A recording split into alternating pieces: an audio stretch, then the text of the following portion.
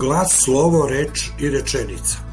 Vrste rečenica. Namenjeno za učenike prvog i drugog razreda.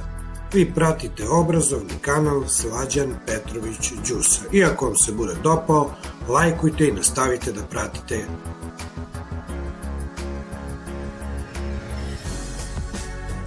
Govor ili jezik je najbolje sredstvo za sporazumevanje među ljudima. Ljudi izgovarajući glasove govore. Glas je najmanja govorna jedinica u jeziku.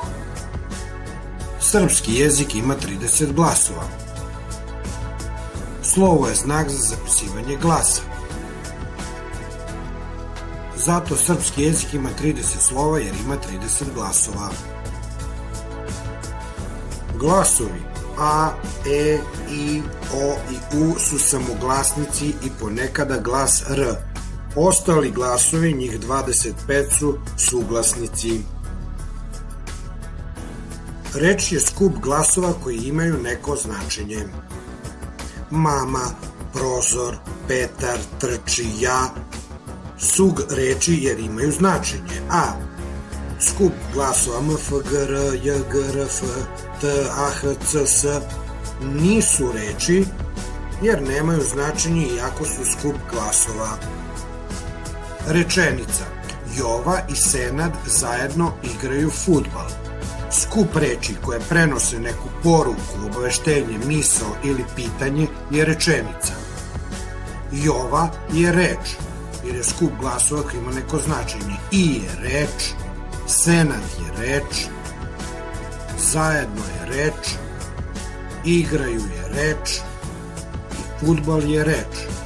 A skup ovih reči koje se prenosi neka poruka je rečenica. Vrste rečenica po značenju. Rečenice po značenju mogu biti obaveštajne, upitne, uzvične i zapovedne rečenice.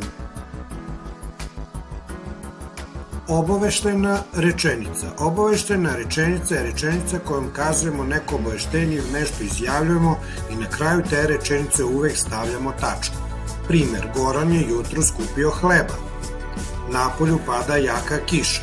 Na kraju ove rečenice, kao što vidite, stoji uvek tačka. Upitna rečenica. Upitna rečenica je rečenica kojom nešto ili nekoga pitamo i na kraju te rečenice se uvek stavlja znak pitanja. Upitni. Primer. Gde si juče bio? Da li ste pročitali basnu Lav i miš? Na kraju ove rečenice upitne uvek stoji znak upitnik ili znak pitanja. Uzvična rečenica. Uzvična rečenica je rečenica kojom izražavamo jaka osjećanja, kao što su radost, strah, tuga, ljubav i na kraju te rečenice se uvek stavlja znak uzvika. Primeri. Ura, dobio sam 5. Pazi, idu kola. Ja, udario sam prst. Na kraju uzvičnih rečenica uvek stavljamo znak uzvika. Zapovedna rečenica. Zapovedna rečenica je rečenica kojom se izražava neko naređenje ili zapovest i na kraju te rečenice se uvek stavlja znak uzvika. Primeri. Nemoj to da radiš.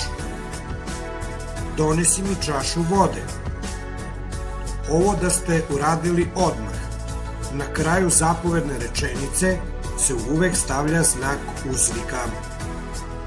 Zapovedna rečenica sa molbom. Zapovedna rečenica sa molbom je rečenica kojom se izražava neko naređenje ili zapovest uz molbu na učtiv, kulturan način i na kraju te rečenice se uvijek stavlja tačka. Molim te, nemoj to da radiš, primer, ili molim te, daj mi čašu vode.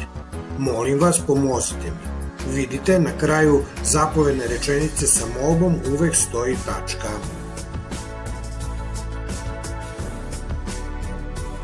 Rečenice po značenju mogu imati dva oblika.